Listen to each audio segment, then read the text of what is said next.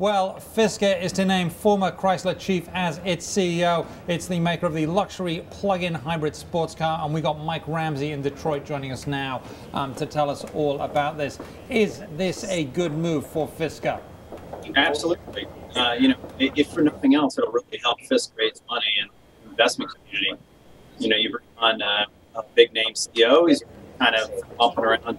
We're having a little, Mike, we're having a little bit of a, yeah. Sorry, can you guys hear me now? Oh, we can. You're so much clearer. Carry on. Let me start over. This is good for Fisker because it really will help them give better management, especially on their manufacturing side.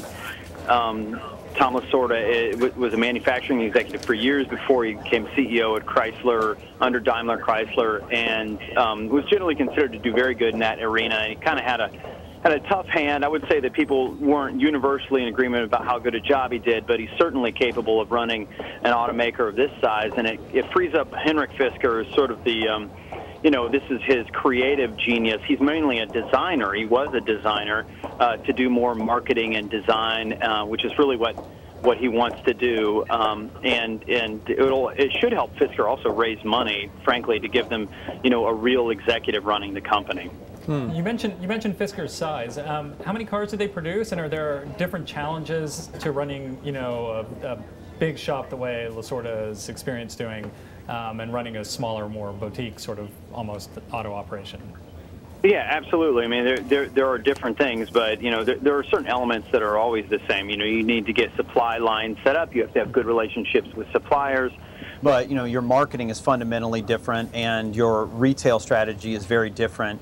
When you're selling 1,500 cars, which is how many cars that they're talking about producing this year globally. So that's 1,500 cars on a global basis, built in Finland, but these cars cost $100,000 or more.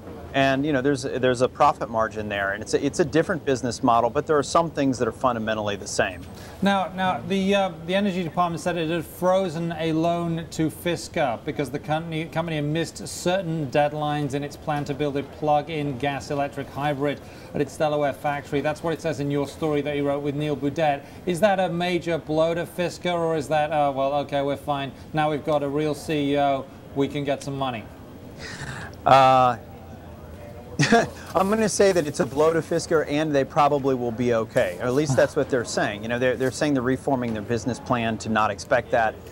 It will delay how fast this car is built. It's called the Nina, and it is a less expensive version of the same technology. It's supposed to be more of a mass market vehicle. They haven't given pricing on it, but let's just guess that it's half the price of the Karma. It's still a $50,000 car in that scenario. It will take longer for them to build it.